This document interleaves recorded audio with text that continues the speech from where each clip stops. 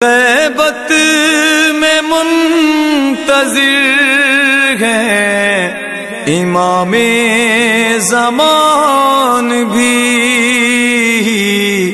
ہم کب گھروں کو چھوڑ کے مقتل سجائیں گے۔ دلوں کو کربلا لے جائیں، اپنے آقا حسین کو سلام کریں۔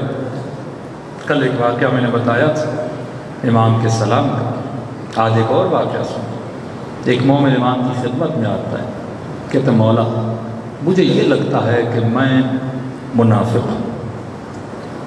امام کہتے تو میرا شیعہ ہے، کیوں ایسی باتیں کر رہے ہیں؟ کہا مولا آپ سے جھوٹ تھوڑی بول رہا ہوں، مجھے لگتا ہے کہ مجھ میں نفاق ہے، میں منافق ہوں۔ امام نے کہا کیوں؟ کہ مولا جب آپ کے پاس آتا ہوں تو اور ہوتا ہوں، جب آپ سے دور جاتا ہوں تو اور ہوتا ہوں۔ مولا یہ منافقت نہیں ہے؟ مولا مسکرائے، کہاں تھوڑی تھوڑی تو ہے۔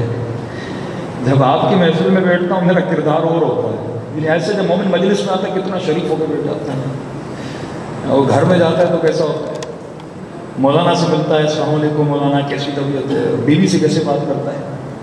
ہاں تو یہاں پر اخلاق اچھا ہے تو گھر میں بھی تو ایسا ہونا چاہیے نا۔ ایسا نہیں کہ مجلس میں ہو تو حسینی اخلاق باہر جائے تو شمر بن جائے۔ بعض اوقات باپ سے مائیں اتنا ڈراتی ہیں سو جاؤ کہ ابو آنے والے ہیں، جیسے کوئی ڈراکولا آنے والا ہے۔ بچے انتظار کریں باپ کی محبت میں کہ بابا کب آئیں گے، راہیں تکتے رہیں کہ میرا والد کب آئے گا، جس طرح سکینہ راہیں تکتی تھی حسین کب آئے گا۔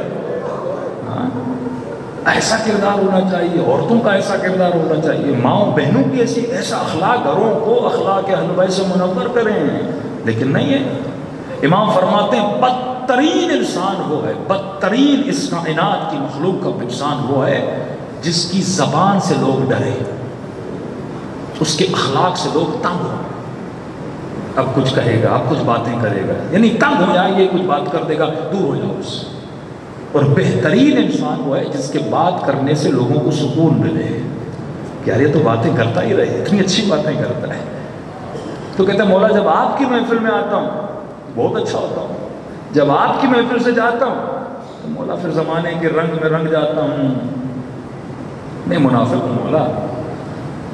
تو امام کہتے ایسی بات نہیں، اللہ انشاءاللہ خیر کرے گا، کوشش کیا کرو جیسے ہماری محفل میں باہر جا کے ویسے رہو۔ کہتے ہیں مولا خدا نخواستہ آپ دنیا سے چلے گئے اور میں آپ سے دور ہو گیا تو مجھے پتہ کیسے چلے کہ میں اب بھی آپ کے خیمے میں ہوں؟